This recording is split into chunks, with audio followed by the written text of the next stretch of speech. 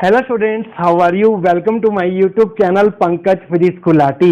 Students, आपको इस channel पर ना केवल graduation and post graduation physics के टॉपिक्स की सबसे आसान एक्सप्लेनेशन देखने को मिलती है, बल्कि आपको साथ के साथ ये भी बताया जाता है कि आपको एग्जाम में क्या और कैसे लिख के आना है, ताकि आप सिर्फ एक वीडियो देख के ही अपने नोट्स बना सकें और एग्जाम्स में बहुत अच्छे मार्क्स ला सकें। इसी कैटेगरी में आगे बढ़ते हुए आज हम बात करेंगे क्लासिकल मैकेनिक्स के एक और इम्पॉर्टेंट टॉपिक के बारे में, जिसका नाम है show that the electromagnetic that is EM wave equation, जो कि होती है curly square phi by curly x square plus curly square phi by curly Y square plus curly square phi by curly Z square minus 1 by c square curly square phi by curly t square is equal to 0 is not invariant under Galilean transformation where phi is a scalar potential।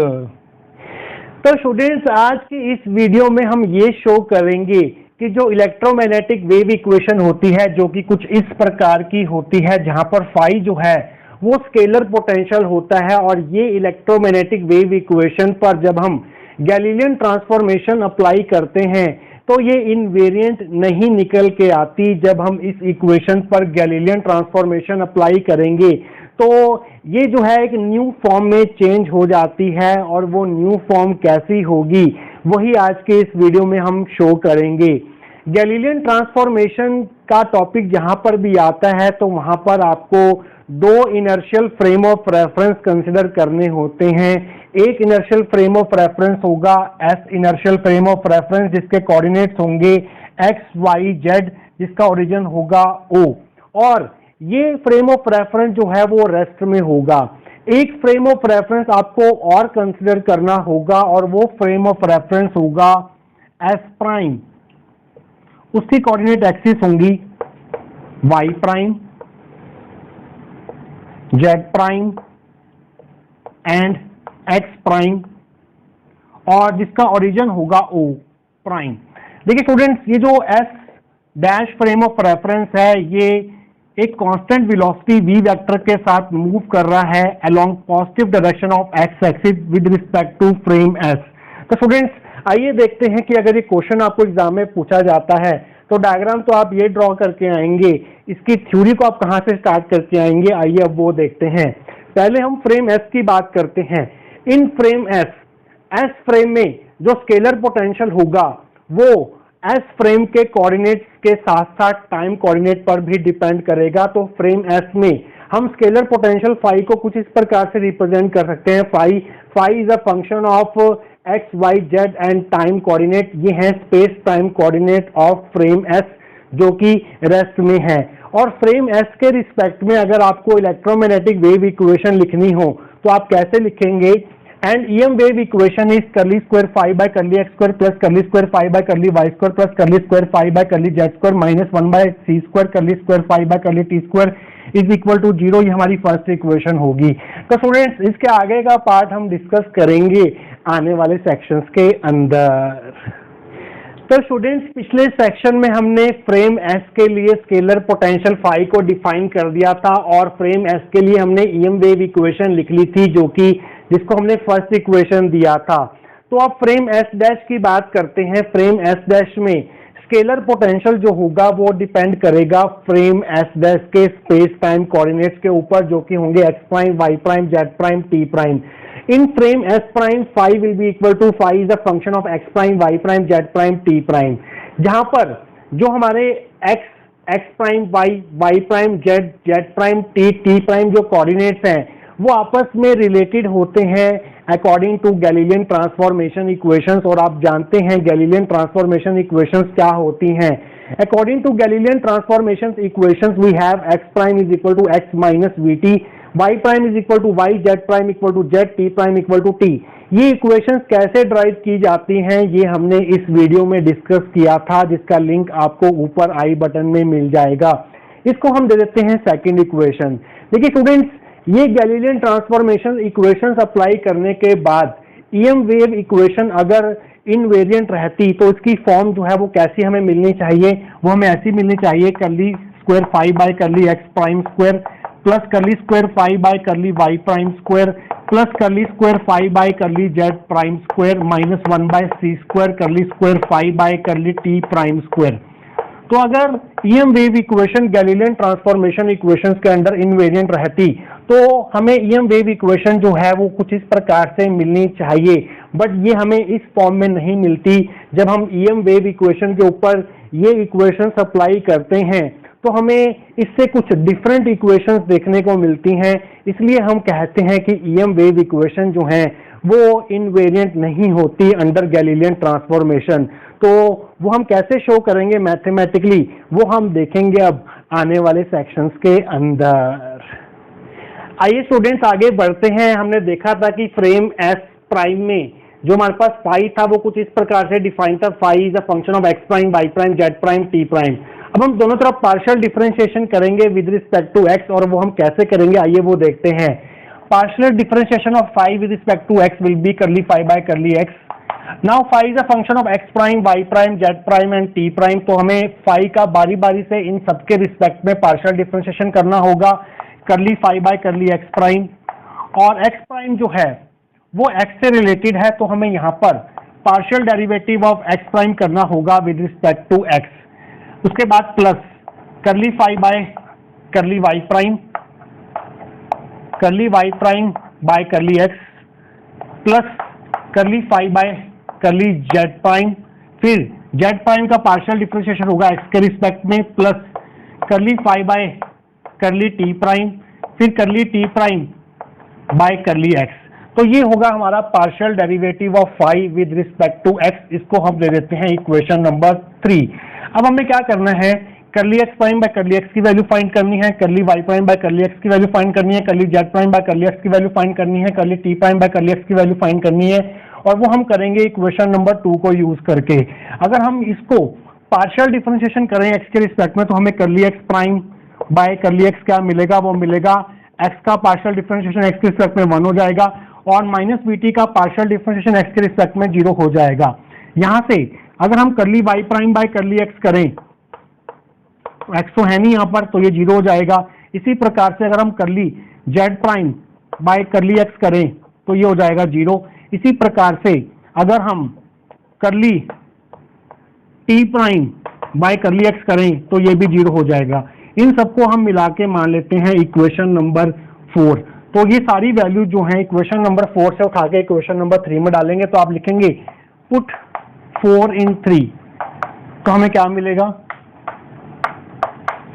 करली phi by curly X is equal to curly phi by curly x prime. इसकी value क्या निकल के आई है, इसकी value निकल के आई है 1, तो यहाँ पर आप 1 लिख देंगे, प्लस इसकी वैल्यू क्या निकल के आई है, इसकी वैल्यू जो है वो 0 निकल के आई है, तो ये टर्म 0 होगी, तो ये पूरी टर्म 0 हो जाएगी। इसकी वैल्यू क्या निकल के आई है, इसकी वैल्यू 0 निकल के आई है, तो ये टर्म 0 होगी, तो ये पूरी वैल्यू 0 हो जाएगी। करली T prime by curly x क्या है, ये टर्म 0 है, तो ये भी टर्म 0 हो जाएगी। तो आपके पास ये सिर्फ ये बचेगा, तो आपको मिल जाएगा यहाँ से प्लस 0 प्लस 0 प्लस 0। तो यहाँ से curly phi by curly x आ गया आपके पास curly phi by curly x prime. अगर इनके सिंगल पार्शियल डेरिवेटिव आपस में बराबर है फाई के, तो इनके डबल पार्शियल डेरिवेटिव भी बराबर हो जाएंगे, which implies curly square phi by curly x square will be equal to curly square phi by curly x prime square. इसको हम दे देते हैं 4th इक्वेशन। 4th तो हमने दे दिया, इसको दे देते हैं हम 5th इक्वेशन। जिस तरह से हमने curly square phi by curly x square की वैल्यू फाइंड की, ठीक उसी प्रकार से हम वैल्यू फाइंड कर सकते हैं curly square phi by curly Y square की, और वो क्या निकल के आएगी,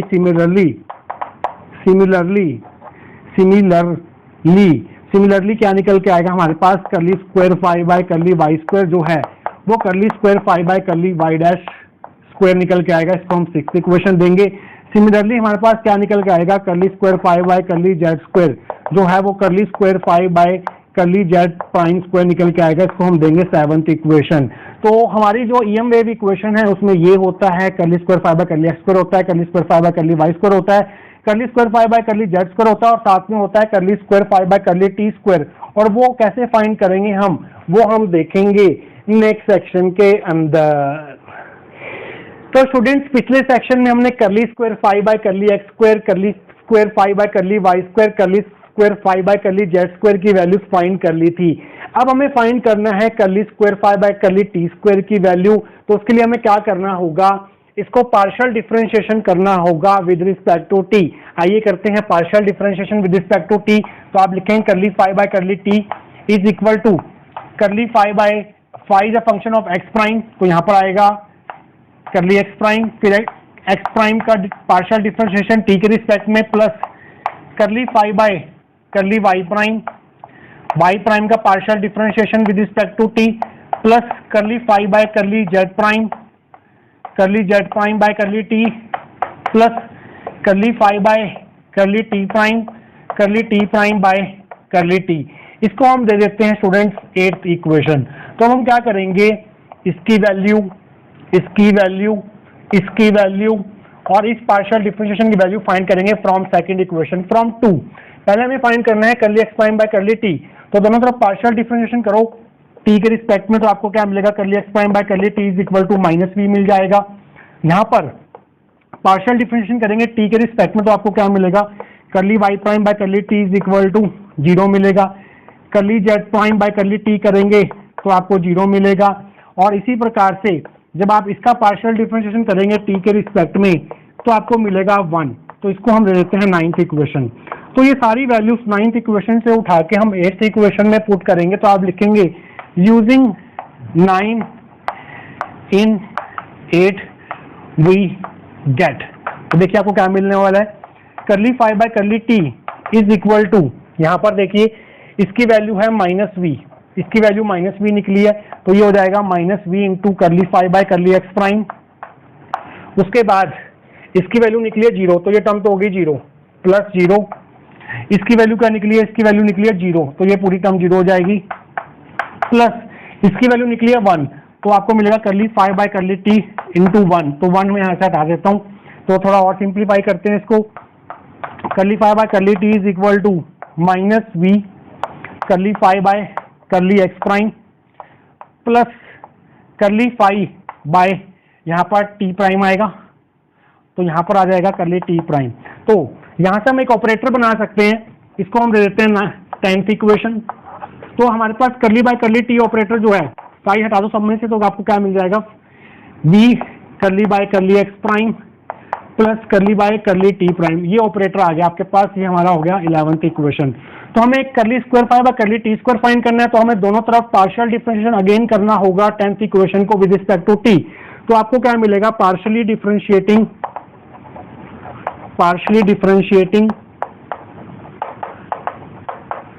10 विद रिस्पेक्ट टू टी। तो आपको क्या मिलेगा, ध्यान से देखिए, इसका पार्शियल डिफरेंशिएशन टी के रिस्पेक्ट में हो जाएगा curly square five by curly T square is equal to, इस सारे के आगे आप करली बाय करली टी लगा देंगे और minus we curly five by curly x prime plus curly five by curly T prime. तो हमें करली बाय करली टी ऑपरेटर की वैल्यू पता है, वो ये है, इसको हम दे देते हैं 12th इक्वेशन। अब हम क्या करेंगे, करली बाय करली टी की ये वाली वैल्यू यहाँ पर सब्स्टिट्यूट करेंगे नेक्स्ट सेक्शन में, और साथ के साथ देखेंगे कि आखिरकार करली square five by curly T square की वैल्यू क्या निकल के आती है। वो सब कुछ अब हम देखेंगे आने वाले सेक्शंस के अंदर। तो स्टूडेंट्स, पिछले सेक्शन में हमने 11th और 12th इक्वेशन लिख ली थी। अब हम क्या करेंगे, इस करली बाय करली टी की ये वाली वैल्यू यहाँ पर पुट करेंगे। तो आप लिखेंगे यूजिंग 11 इन 12 वी गेट करली square five by curly T square is equal to bracket start, यहाँ पर करली बाय करली टी की वैल्यू पुट कीजिए जो कि है minus we curly by curly x prime plus curly by curly T prime into में आपको ये ब्रैकेट लिखनी है minus we curly five by curly x prime plus curly five by curly T prime. तो आप इनको आपस में मल्टीप्लाई कीजिए, तो आपको 4 टर्म्स मिलेंगी। पहले आप इसको इससे और इससे मल्टीप्लाई करेंगे तो आपको मिलेगा V square V into V square curly square five by curly x prime हो जाएगा करली एक्स प्राइम स्क्वायर। उसके बाद इसको इससे करेंगे मल्टीप्लाई, तो आपको मिलेगा माइनस वी करली इंटू करली फाइव हो जाएगा करली स्क्वायर फाइव, और नीचे है आपके पास करली एक्स प्राइम करली टी प्राइम। उसके बाद इसको इससे मल्टीप्लाई करेंगे तो आपको मिलेगा माइनस वी, उसके बाद करली square five by curly T into करली एक्स प्राइम। उसके बाद प्लस इसको इससे करेंगे तो आपको मिलेगा करली square five by curly T prime square. तो इसको थोड़ा रीअरेंज कर लेते हैं। तो आपको मिलेगा curly square five by curly T square is equal to, पहले आप ये टर्म लिखेंगे v square curly square five by curly x prime square, plus फिर आप ये वाली टर्म लिख दीजिए curly square five by curly t prime square, और ये दोनों टर्म्स ऐड होके बन जाएंगी minus 2v curly square five by curly x prime curly t prime. ये चीज और ये चीज जो है ये सेम ही मानी जाएंगी। तो स्टूडेंट्स ये होगी हमारी 13th इक्वेशन। तो हमने curly square five by curly T square की वैल्यू भी फाइंड आउट कर ली है। अब हम ये सारी values curly square five by curly x square, curly square five by curly Y square, curly square five by curly Z square और curly phi square by curly T square की जो वैल्यूज हमने फाइंड की हैं, ये हम put करेंगे equation number 1 के अंदर, वो हम करेंगे नेक्स्ट सेक्शन के अंदर। तो स्टूडेंट्स पिछले सेक्शंस में हमने curly square five by curly x square की value, curly square five by curly Y square की value, curly square five by curly Z square की value, curly square five by curly T square की value find कर ली थी इन equations 5, 6, 7 and 13 respectively. अब हम ये सभी वैल्यू जो हैं वो फर्स्ट इक्वेशन में सब्स्टिट्यूट करने जा रहे हैं। तो आप लिखेंगे using 5, 6, 7 and 13 in 1 we get, तो इसकी जगह आप लिखेंगे curly square five by curly x square की जगह आप लिखेंगे curly square five by curly x prime square, वो हमने लिख दिया यहाँ पर, प्लस इसकी जगह आप लिखेंगे, इसकी वैल्यू है हमारे पास curly square five by curly y prime square, तो उसकी जगह हमने ये लिख दिया। इसकी जगह आप लिखेंगे curly square five by curly Z square की जगह आप लिखेंगे curly square five by curly z prime square, वो आपने लिख दिया। उसके बाद -1 by C square, -1 by C square बड़ी ब्रैकेट स्टार्ट यहाँ पर, और यहाँ पर आप वैल्यू पुट करेंगे इसकी curly square five by curly T square की, जो कि हमने 13th इक्वेशन में निकाली थी, जो कि थी b square curly square five by curly x prime square plus curly square five by curly t prime square -2v curly square five by curly x prime curly t prime is equal to 0। तो value substitute करने के बाद हमें ये मिल जाएगा। इसको थोड़ा solve करते हैं, इस 1 बाय सी स्क्वायर को इससे और इससे मल्टीप्लाई कर देते हैं। तो ये स्टेप मैं इसी में कर देता हूँ, b square by C square आ जाएगा, यहाँ पर आ जाएगा नीचे सी स्क्वायर, या फिर आप कह लो 1 बाय सी स्क्वायर आ जाएगा, और यहाँ पर आ जाएगा नीचे सी स्क्वायर। तो यहाँ से बड़ी ब्रैकेट हटा देते हैं हम। उसके बाद 1 बाय सी स्क्वायर को तीनों से आपने मल्टीप्लाई कर दिया, बट क्योंकि बाहर माइनस था तो अंदर का साइन भी चेंज होगा, यहाँ माइनस हो जाएगा और यहाँ पर प्लस हो जाएगा। तो स्टूडेंट्स टर्म्स कंबाइन करते हैं, curly square five by curly x prime square यहाँ भी लिखा है, curly square five by curly x prime square यहाँ भी लिखा है। तो इस टर्म में से और इस टर्म में से हम कॉमन ले लेते हैं curly square five by curly x prime square, तो यहाँ बचेगा 1 minus v square by C square, यहाँ पर आएगा curly square five by curly x prime square, ये टर्म ऐसी रहेगी, plus curly square five by curly z prime square, साथ में ये टर्म्स ऐसी रहेंगी यहाँ पर 1 by C square curly square five by curly t prime square plus 2v curly square five by curly x prime curly t prime equal to 0। तो आप देख सकते हैं गैलीलियन ट्रांसफॉर्मेशन अप्लाई करने के बाद जो हमारी ईएम वेव इक्वेशन थी उसकी फॉर्म जो है वो बिल्कुल चेंज हो चुकी है। तो इससे प्रूव होता है कि जो आपकी ईएम वेव इक्वेशन होती है वो इनवेरिएंट नहीं होती अंडर गैलीलियन ट्रांसफॉर्मेशन। तो आप लिख देंगे hence EM wave equation is not invariant under GT, GT means Galilean transformation. तो अगर ये वेरिएंट इनवेरिएंट रहती गैलीलियन ट्रांसफॉर्मेशन के अकॉर्डिंग तो आपको फॉर्म कैसी मिलनी चाहिए थी, यहाँ पर एक्स प्राइम आ जाता, यहाँ पर वाई प्राइम आ जाता, यहाँ पर जेड प्राइम आ जाता, यहाँ पर टी प्राइम आ जाता। तो अगर ऐसी इक्वेशन मिल रही होती है हमें लास्ट में सॉल्व करने के बाद तो हम कहते हैं कि ईएम वेव इक्वेशन इनवेरिएंट है अंडर गैलीलियन ट्रांसफॉर्मेशन, बट क्योंकि हमें यहाँ पर कुछ इस प्रकार की इक्वेशन मिल रही है इन द एंड जो कि इस फॉर्म की नहीं है जैसे हमें मिलनी चाहिए थी, तो ईएम वेव इक्वेशन जो है वो इनवेरिएंट नहीं होगी अंडर गैलीलियन ट्रांसफॉर्मेशन। तो स्टूडेंट्स आई होप आपको आज का टॉपिक जो है वो अच्छे से क्लियर हुआ होगा। मिलेंगे किसी और इम्पोर्टेंट टॉपिक ऑफ मैकेनिक्स के साथ। Till then take care.